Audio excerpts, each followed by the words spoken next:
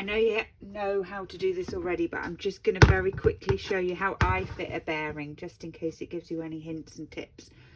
So I've got an electric screwdriver fitted with a 3mm drill bit, and I'm just going to drill through very gently, drill through the plastic feet, because it makes it easier to screw the bearing onto the base plate and board.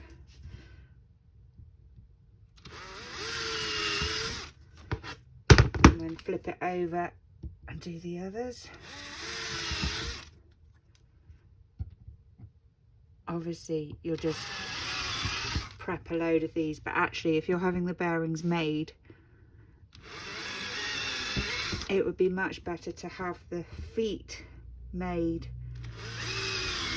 with a hole in, so that you don't have to drill them out, because it would save you an awful lot of time.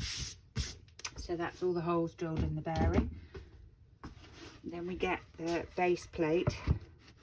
So this is for the large board. It's a 380mm base plate, and we pop the bearing onto the base plate with the feet on the inner rail pointing down, and we make sure it's centralized.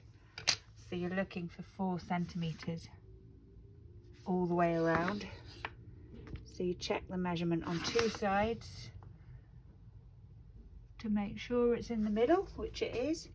And then using 25mm screws, you're just going to fix, you're going to take your drill bit out.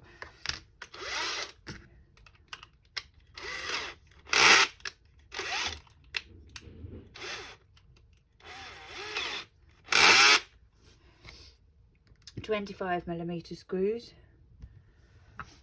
Hold it steady.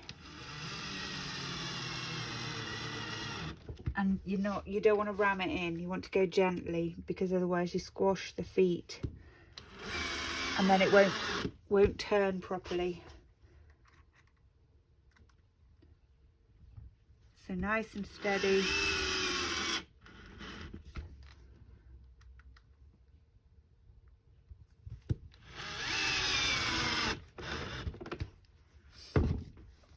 Make sure it feels smooth at this stage. And have a good look in this gap to make sure it looks even all the way around. This is absolutely critical, because if it's not even at this stage, the board won't turn quietly and smoothly. Sorry. Then I add a little bit of white grease to make it smoother.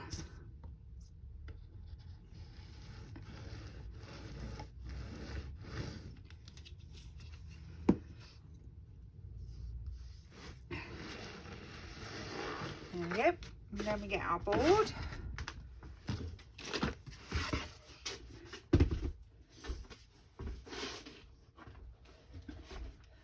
So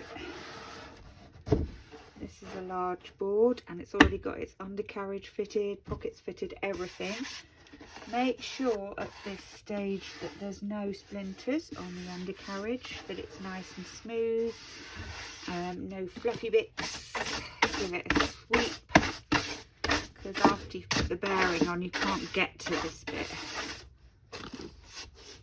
And then take your base with the bearing attached. Now we have a central line down the middle, which helps to get it in the right place, but then also I have a pre-cut piece of plywood that just has to be even on both sides. Double check it.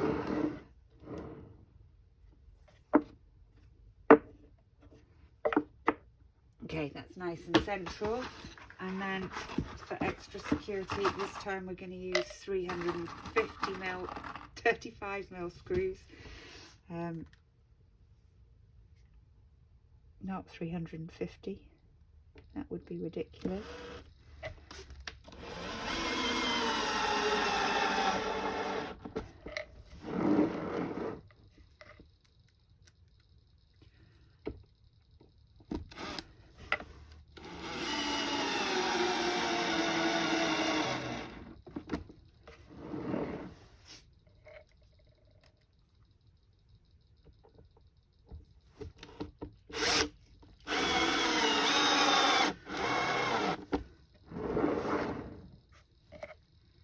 all 4 screws in.